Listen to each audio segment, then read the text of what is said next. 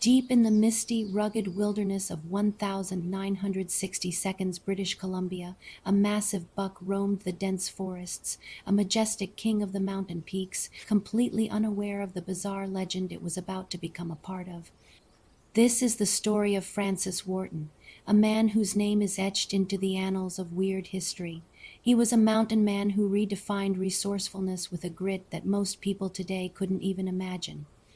When Francis lost his teeth, he didn't go to a dentist. Instead, he looked at his latest hunt and saw a solution. He decided to craft his own dentures using the teeth of the deer he had just killed. Wharton lived a life of isolation and self-reliance in Little Fort. He was the kind of man who viewed a deer not just as a source of meat, but as a hardware store for his very own survival needs. In the 1960s, dental work was a luxury Francis simply wasn't interested in paying for. He lived by the old ways where if something was broken, you fixed it yourself with whatever was lying around the cabin.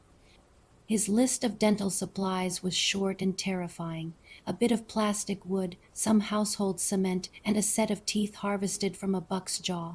To Francis, this was just another afternoon project at the workbench. Using a simple wood file and basic hand tools, he spent hours grinding and shaping the deer's molars. He worked by the dim light of his cabin, meticulously fitting each tooth into his homemade base with unwavering focus.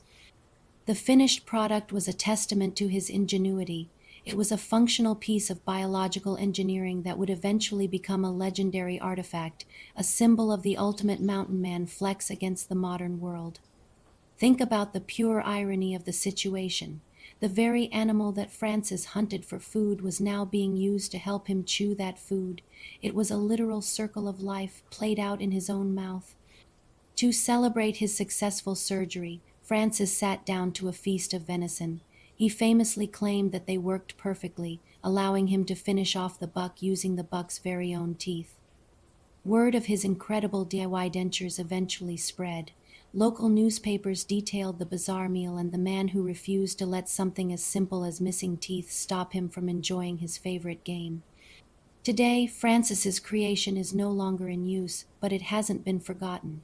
It's preserved in a museum, a strange and metal reminder of a time when men were as hard as the mountains they lived in. Francis Wharton passed away, but his story lives on as one of the most eccentric chapters of Canadian history. He reminds us that with enough household cement and a wood file, anything is possible. The world is full of strange stories and even stranger people. If you enjoyed this trip into the weird side of history, make sure to like and subscribe for more tales of the extraordinary.